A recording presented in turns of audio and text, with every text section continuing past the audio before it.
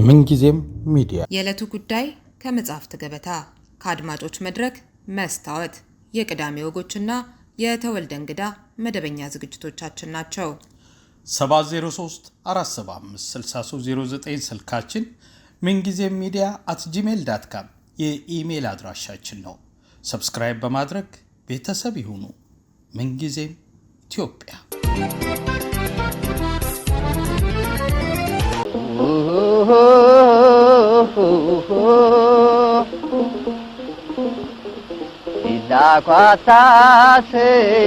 Quatasirialeu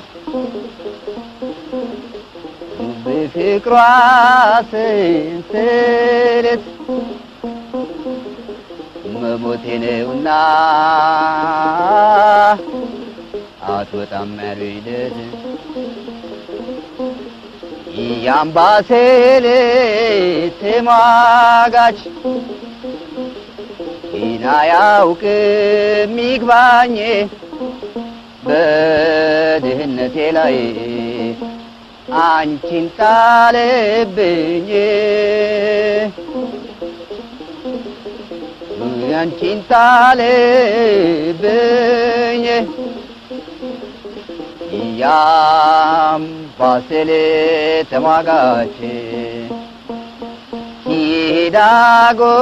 ይዳጎንብሶ ከመለስ ይስቃል የልቡን አድርሶ እንጀራም አልበላ ውሃንም አልጠጣ ቁርስ ራት ምሳዬ እሷ ሳትመጣ ኢንሳን ያጣሁለታ ኢትጋሪሜ ባልጋ በህብቻ ነው ሌቱኔ ማነጋ ሌቱኔ ማነጋ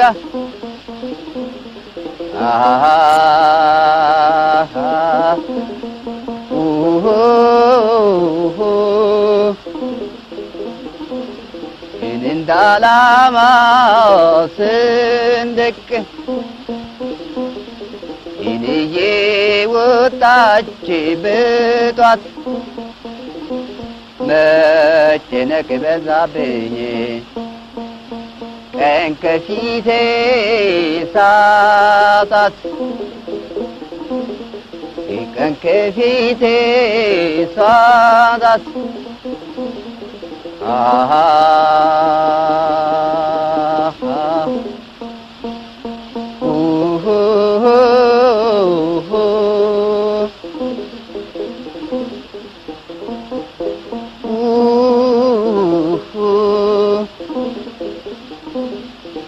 እኔስ ሄዳለሁ እኔስ ሄዳለሁ ከመሄድ አልቀርም ፍቅር ሲደራ እንጂ ሲፈርስ አይቸግርም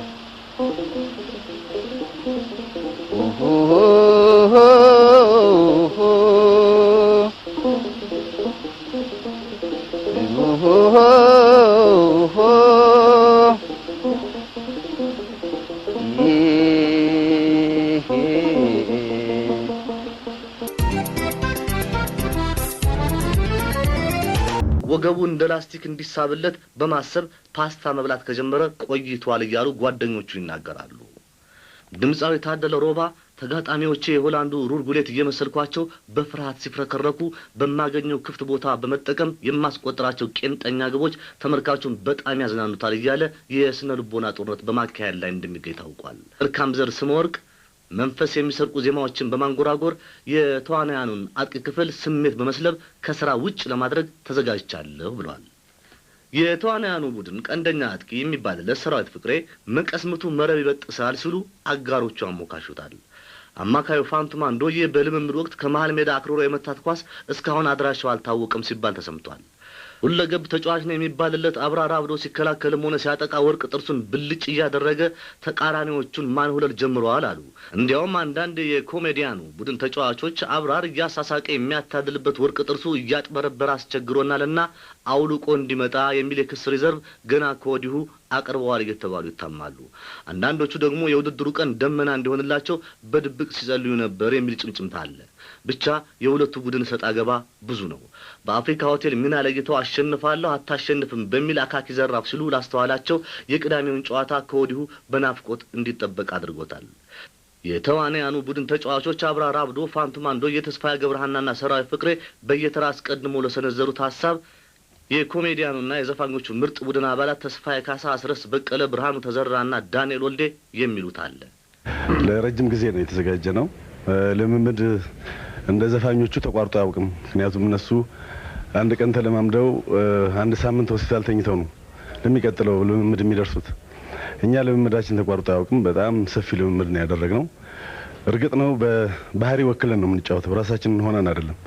በዓለም ውስጥ እውቅ የሆኑ ተጫዋቾቹን ወክለን ነው የምንጫወተው እና ምናልባት ተመልካቹ የናፈቀውን የእግር ኳስ ጥበብ ያያል ብለን ተስፋ እናደርጋለን።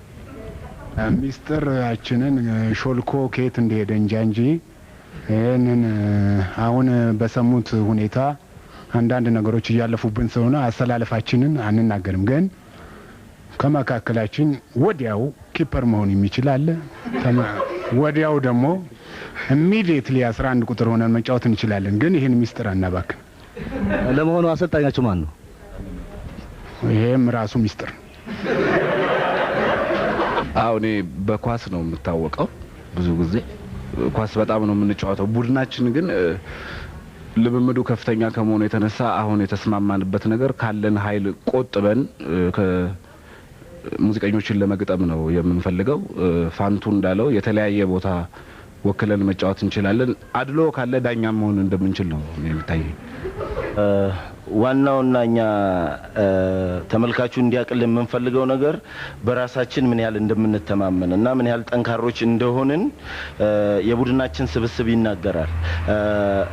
እነሱ ከ6 ቦታ የተሰበሰቡ ናቸው። ድምጻውያን፣ ኮሜዲያን ምናምን አለ። ደግሞ ገና ከጀርባም ብዙ ነገር አለ።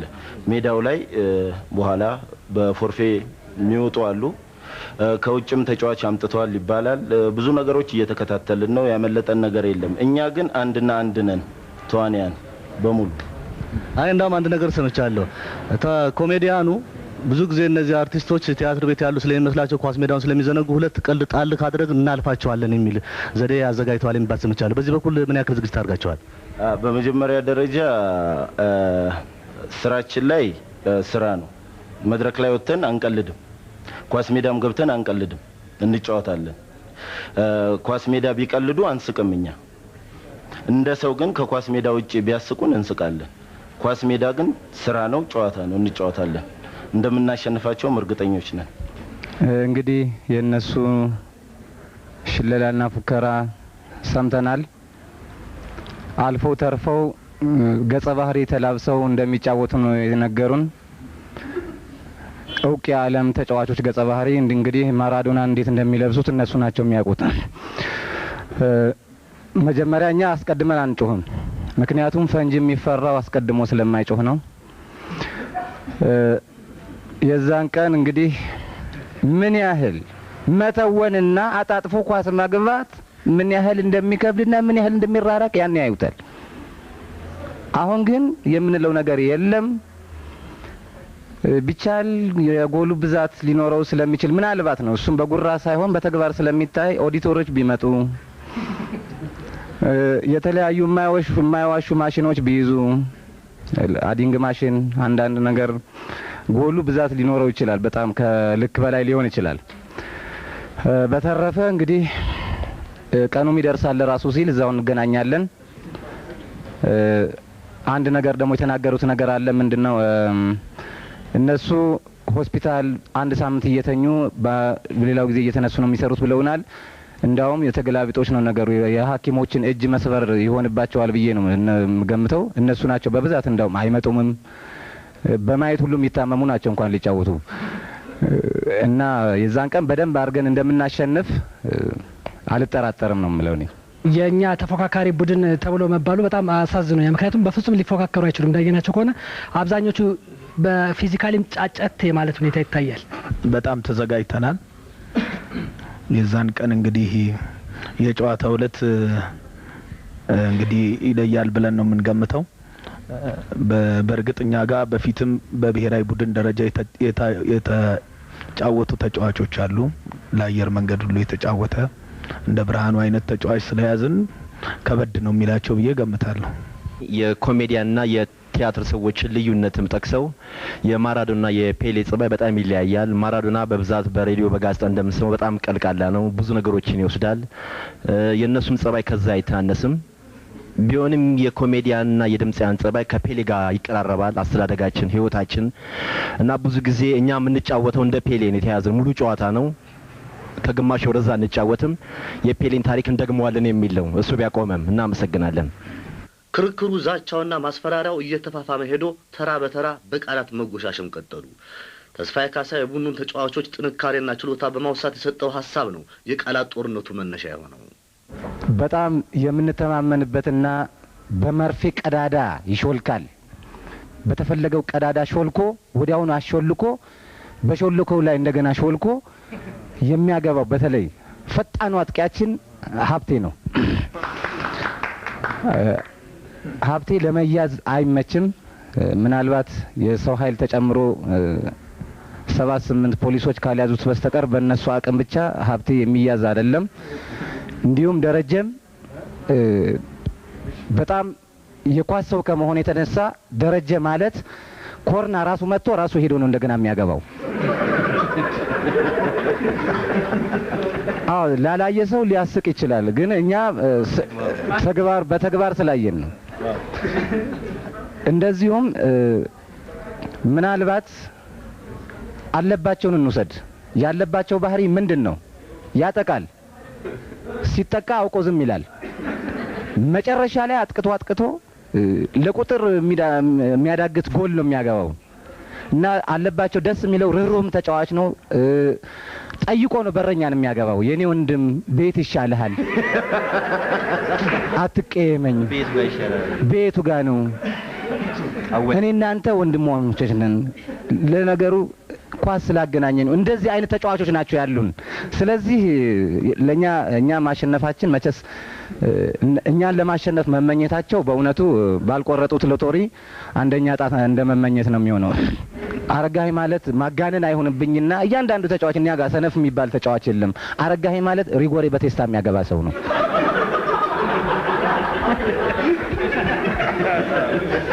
በጣም ጸጋዬ ማለት በነገራችን ላይ ፕሮፌሽናል ተጫዋች ነው የሚመስለው። ተጫዋችም ስለነበረ ነው ይመስለኛል።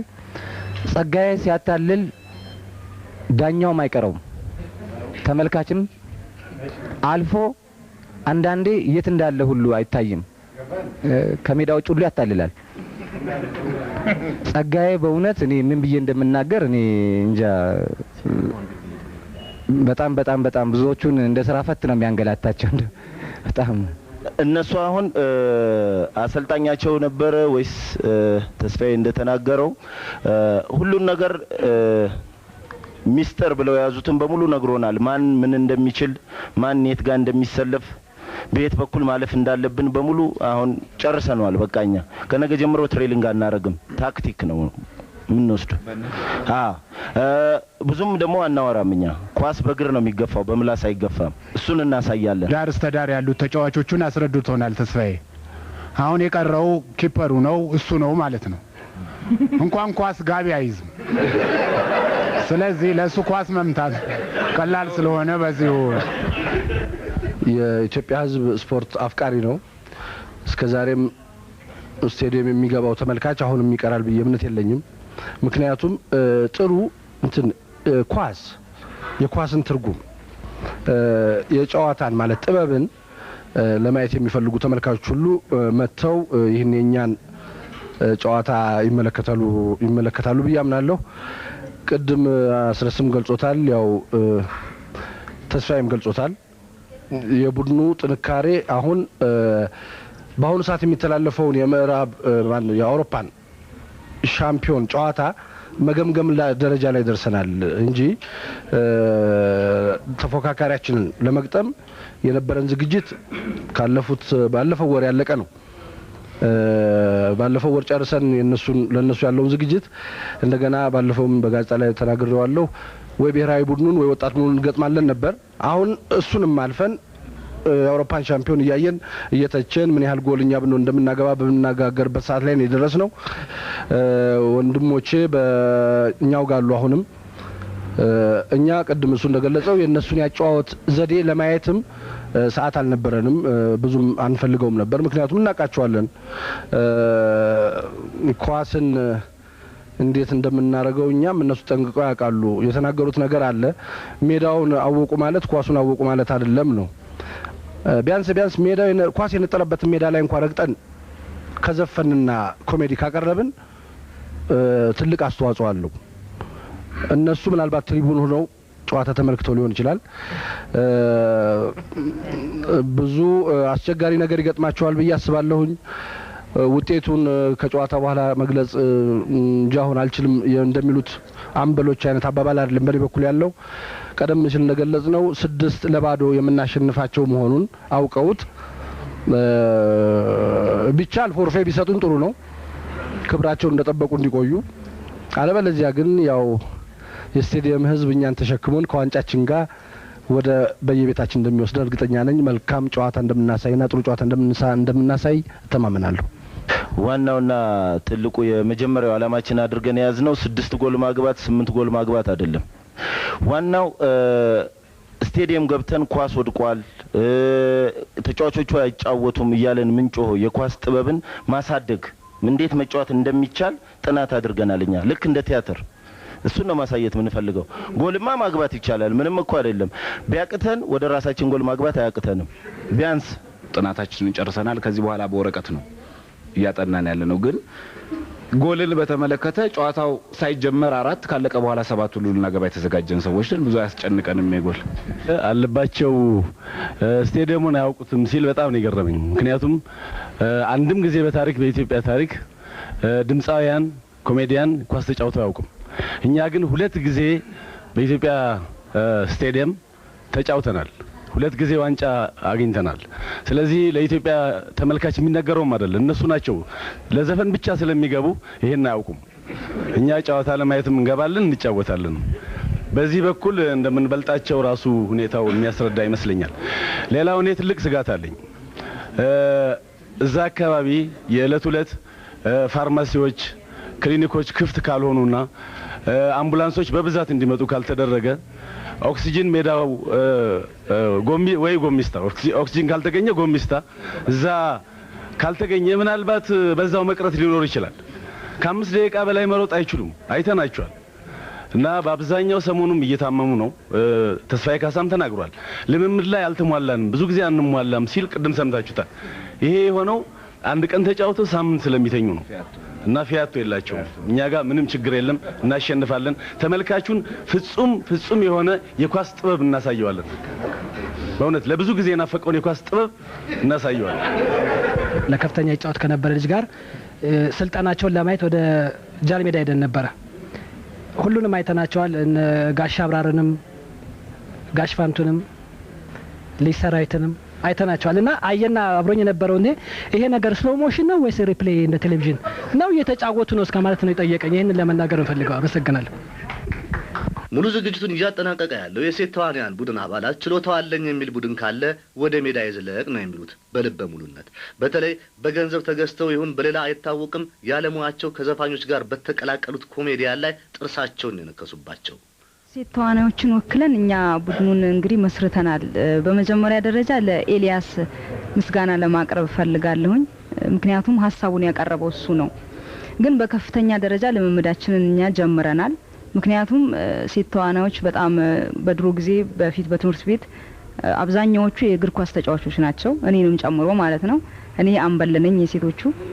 እና ሙዚቀኞቹ ይሄን ሰምተው ነው መሰለኝ አይወጡም አሉ ከቤታቸው እና ፈርተው ቀሩ ነው የሚባለው። ወሬ ነው እንግዲህ አሉ ነው። እኛ አልመጡም እና አልተቋቋምም። እኛ ተሟልተን ትሬኒንጋችንን ጀምረናል። እንደሚመስለኝ እኔ ወንዶቹም ጋር እንደዚህ አይነት ነገር ያለ ይመስለኛል በሙዚቀኞቹ። ምክንያቱም ሙዚቀኞቹ ብቻ አይደለም የቀረቡት፣ ተቀላቅለዋል። ሙዚቀኞቹ ተዋናይ ብቻ ነው፣ ሙዚቀኞቹ ግን ተቀላቅለዋል እና የኃይል ማነስ ኮሜዲያን ወደ ቲያትሩ ነው። ቲያትር ትራጀዲ፣ ኮሜዲና ፋርስ አለ። ስለዚህ ኮሜዲያን ቲያትረኛ ነው።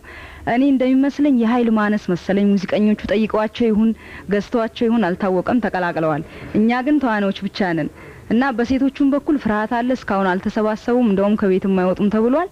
እኛ በጣም የምንፈራ ቡድኖች ነን። በእርግጥ ጨዋታችንን ማሳየት እንፈልጋለን ተጋጣሚ ካገኘን።